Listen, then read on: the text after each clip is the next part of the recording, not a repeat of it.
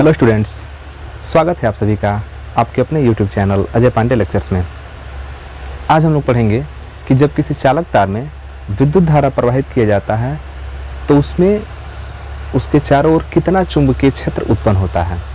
पिछले वीडियो में हम लोगों ने पढ़ा था कि जब किसी चालक तार में विद्युत धारा प्रवाहित की जाती है तो उस चालक तार के चारों ओर एक प्रकार का चुंबकीय क्षेत्र उत्पन्न हो जाता है, और इस घटना को हमने कहा था कि इस घटना को विद्युत धारा का चुंबकीय प्रभाव कहते हैं। एक बार पुनः समझ लीजिए कि जब किसी चालक तार में विद्युत धारा प्रवाहित की जाती है तो उस चालक तार के चारों ओर एक प्रकार का चुंबकीय क्षेत्र उत्पन्न हो जाता है। तो विद्युत धारा के कारण जो ये चुंबकीय क्षेत्र उत्पन्न हो रहा है, इस घटना को हम बोलते हैं विद्युत धारा का चुंबकीय प्रभाव। और इस वीडियो में हम लोग समझेंगे कि किसी चालक तार में धारा प्रवाहित करने पर उसके अगल बगल कितना चुंबकीय क्षेत्र उत्पन्न होता है। तो आइए इस टॉपिक को समझते हैं। देखिए, जैसे मान लीजिए कि ये एक चालक तार है, ठीक, एक चालक तार है। हम इसका नाम दे दे रहे हैं पॉइंट ए और इधर पॉइंट बी। एक चालक तार है ए बी, और इसमें हमने विद्युत धारा प्रवाहित किया एक बैटरी के थ्रू। हमने यहाँ पर एक स्विच लगा दिया, ये हमारा सर्किट तैयार हो गया। अब इस स्विच को ऑन करेंगे तो जैसे ही हम स्विच को ऑन करेंगे इसमें विद्युत धारा प्रवाहित होने लगेगा। तो विद्युत धारा ऐसे प्रवाहित होगा।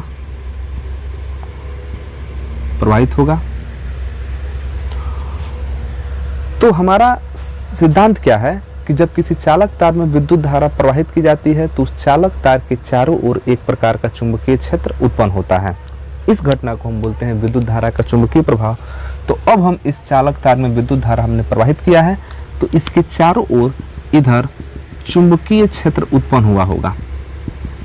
इधर चारों ओर चुंबकीय क्षेत्र उत्पन्न हुआ होगा।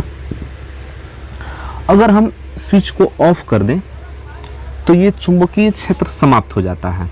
अगर इस स्विच को हम ऑफ कर दें तो ये चुंबकीय क्षेत्र समाप्त हो जाता है, परंतु जैसे ही स्विच को हम ऑन करते हैं पुनः ये इसमें धारा बहना चालू होता है और इसके चारों ओर चुंबकीय क्षेत्र उत्पन्न हो जाता है। अब हमको देखना ये है कि इसके चारों ओर कितना चुंबकीय क्षेत्र उत्पन्न होता है। तो ध्यान से समझना है, बहुत ही ध्यान से समझना है कि जैसे जैसे इस तार से हम दूर होते जाएंगे, ध्यान दीजिएगा कि यहाँ भी चुंबकीय क्षेत्र उत्पन्न हो रहा है, यहाँ भी उत्पन्न हो रहा है, यहाँ भी उत्पन्न हो रहा है, यहाँ भी उत्पन्न हो रहा है, नीचे भी यहाँ उत्पन्न हो रहा है, यहाँ उत्पन्न हो रहा है, यहाँ उत्पन्न हो रहा है। तो जैसे जैसे हम इस चालक तार से दूर होते जाएंगे, हमको जो चुंबकीय क्षेत्र की तीव्रता है, चुंबकीय क्षेत्र, उसकी प्रबलता, उसकी शक्ति जो है कमजोर महसूस होती जाएगी।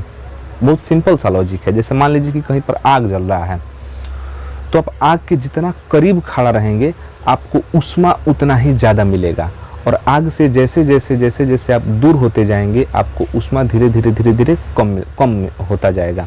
ठीक उसी प्रकार जब किसी चालक तार में विद्युत धारा प्रवाहित की जाती है तो उस चालक तार के जो चारों ओर उत्पन्न चुंबकीय क्षेत्र की जो शक्ति है, तीव्रता है, वो जैसे जैसे आप ऊपर की तरफ जाते हैं ना, माने दूरी जैसे जैसे चालक तार से बढ़ती जाती है तो चुंबकीय क्षेत्र का जो प्रभाव है वो कम होता जाता है।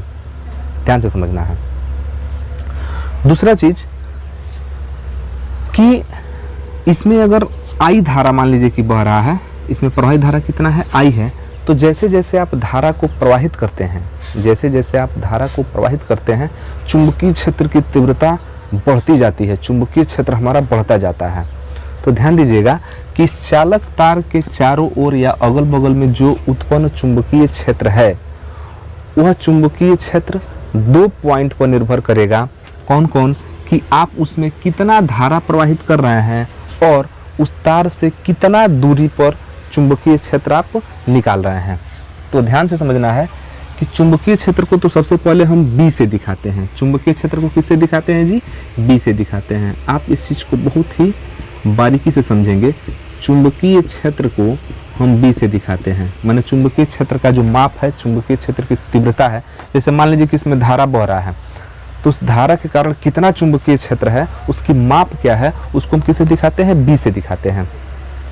ठीक, तो जो चुंबकीय क्षेत्र है वो 2 पॉइंट पर निर्भर करता है। चुंबकीय क्षेत्र किसी चालक तार के अगल बगल का जो चुंबकीय क्षेत्र है वो 2 पॉइंट पर निर्भर करता है। किस पर? एक तो उस तार में प्रवाहित धारा I पर निर्भर करता है, और दूसरा आप उस तार से कितना दूरी पर आप चुंबकीय क्षेत्र को ज्ञात कर रहे हैं उस पर निर्भर करता है।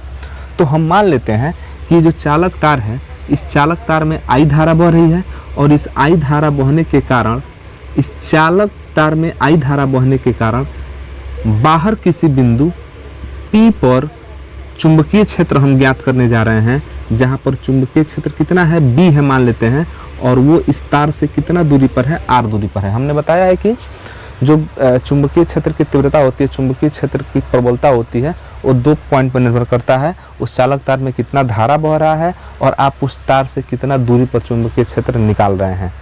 तो हम यहाँ पर इस चालक तार से R दूरी पर एक पॉइंट P है, और उसी P पर हम चुंबकीय क्षेत्र निकालने जा रहे हैं, जहाँ पर हमने चुंबकीय क्षेत्र कितना माना है, B माना है। तो हमने चुंबकीय क्षेत्र B माना है, तो यह B जो है 2 तथ्यों पर निर्भर करेगा। ध्यान दीजिएगा कि चालक तार में कितना धारा बह रहा है, I धारा बह रहा है, और चालक तार में I धारा बहने के कारण इसके चारों ओर चुंबकीय क्षेत्र उत्पन्न हुआ है, और हम इस चालक तार से R दूरी पर एक पॉइंट क्या है, P है, उसी P पर हम चुंबकीय क्षेत्र ज्ञात करने जा रहे हैं, और हमने यह माना है कि उस पॉइंट पर चुंबकीय क्षेत्र कितना है, B है। तो यह जो B है,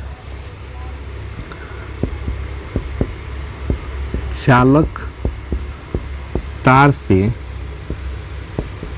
R दूरी पर उत्पन्न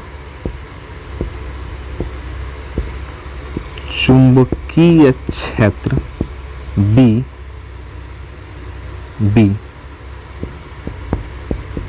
हो, तो चालक तार से R दूरी पर उत्पन्न चुंबकीय क्षेत्र B हो, तो ध्यान दीजिएगा कि यह B किस किस पॉइंट पर निर्भर करेगा, B समानुपाती हो जाएगा I के। B समानुपाती I का मतलब कि जैसे जैसे आप विद्युत धारा का मान बढ़ाएंगे, तो इस पॉइंट पर चुंबकीय क्षेत्र का मान क्या होता जाएगा, बढ़ता जाएगा। माने कि धारा का मान बढ़ाने से चुंबकीय क्षेत्र का मान क्या होता है, बढ़ता है। ये इसका मतलब हुआ। B समानुपाती I का मतलब कि I को बढ़ा देंगे ना, तो B भी क्या हो जाएगा, बढ़ जाएगा। माने तार में ज़्यादा मात्रा में धारा प्रवाहित करेंगे तो उस तार के अगल बगल में ज़्यादा मात्रा में चुंबकीय क्षेत्र उत्पन्न होगा। ठीक, ये तो पहला पॉइंट हुआ। दूसरा, हमने बताया कि इस तार से जितना ही दूर होते जाएंगे तो चुंबकीय क्षेत्र का मान उतना ही क्या होता जाएगा, घटता जाएगा। तो उसको हम ऐसे लिखेंगे कि B समानुपाती 1/r। 1/r का मतलब हुआ कि R का मान जैसे जैसे बढ़ेगा वैसे वैसे B का मान क्या होगा, घटेगा। आप जितना ही इस तार से दूर होते जाएंगे चुंबकीय क्षेत्र का मान उतना ही क्या होता जाएगा, कम होता जाएगा। इसको हम समीकरण 2 बना दिए। अब दोनों को मिला दें अगर, समीकरण 1 तथा 2 से, तो देखिए लिख सकते हैं B समानुपाती यह I और यह इंटू 1/r। अब इसको ऐसे भी लिख सकते हैं कि B समानुपाती I में 1 का गुणा करेंगे तो I/r। और आप जानते हैं कि जहाँ समानुपाती का चिन्ह हटता है वहाँ पर एक नियतांक आता है। तो B इक्वल टू यहाँ पर नियतांक ले लेते हैं K और I/r, जहाँ K क्या है, एक नियतांक है। और इस K का मान ध्यान दीजिएगा, इस K का मान होता है μ0/2π।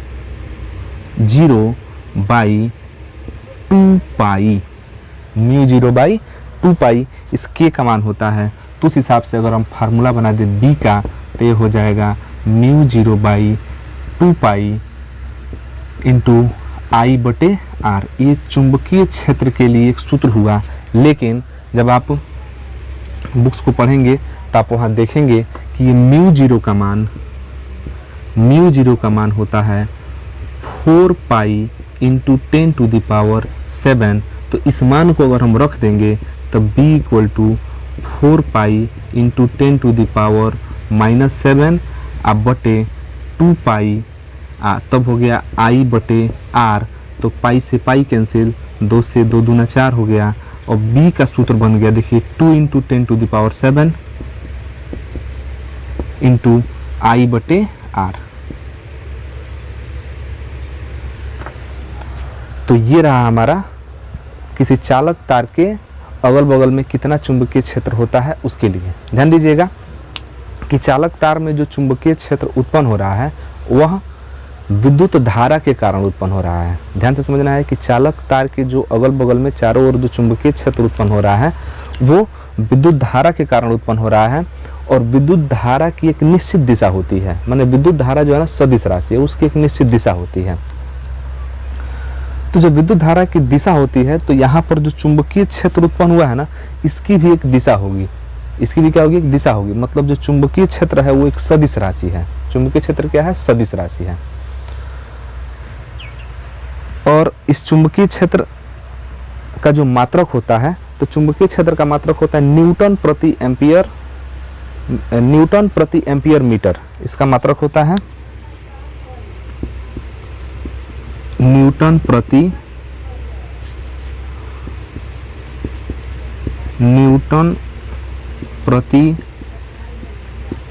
Ampere metre. चुंबकीय क्षेत्र का मात्रक होता है न्यूटन प्रति एम्पियर मीटर, और यह एक क्या है, सदिश राशि है। तो आप इसका स्क्रीनशॉट ले लीजिए। बहुत ही महत्वपूर्ण टॉपिक है, छोटा टॉपिक है लेकिन बहुत महत्वपूर्ण टॉपिक है, और इससे बोर्ड परीक्षा में अक्सर जो है 2 नंबर के न्यूमेरिकल्स पूछे जाते हैं।